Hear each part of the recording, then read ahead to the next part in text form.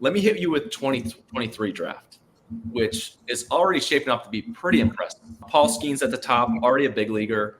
Talking about, I don't know what the all-star voting is right now, but I think he may have a chance with that. You throw in Livy Dunn, a couple of votes there. Dylan Cruz, second pick. He's hitting 277, 7 home runs, 14 doubles, 18 bags across AA, AAA. He's knocking on the door. Right now, James Wood getting called up for the Nationals. Dylan Cruz likely on the way. If not this year, definitely next year. Wyatt Langford obviously broke with the Rangers, world champion Rangers. Impressive, hit first cycle the other night. Nolan Shanuel called up last year, the first guy from the class. And then you go into guys like, check out these stats, Scythe. Jacob Wilson's hitting 463 this year. He's got nearly a 500 OBP. And this isn't on-campus AZL stuff. It's almost majority AA, AAA at bats. So it's just outstanding. I passed it the other night. Kyle Teel, Red Sox pick, hitting 303 right now in AA with 14 doubles. So just an outstanding, especially positional player side. What I want to ask you guys now, and DJ, you can speak to it from your side as a former scouting director. How much pressure does that put on the 2024 class?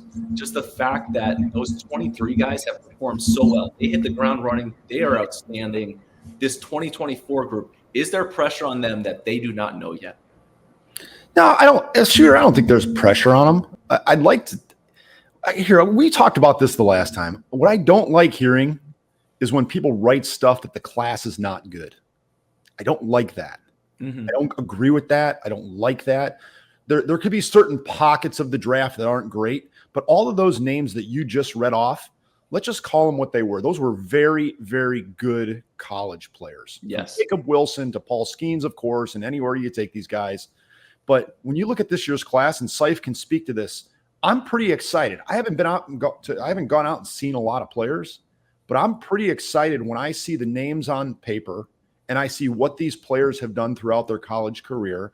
There are a lot of great options for these teams to take from pick number 1 all the way through pick number 30. Is it hard? Is it difficult? Is it tough to separate them sometimes? Sure. Just like it might have been difficult to separate Dylan Cruz and Wyatt Langford. But make no mistake, these players, there's some really, really talented offensive players in this year's first round on the college side. Scythe, what about you? This 24 group, we're looking back at 23, just how star-studded it is right now. I mean, honestly, these guys are almost household names. Paul Skeens is a household name at this point. This 24 group, what are we feeling with these guys?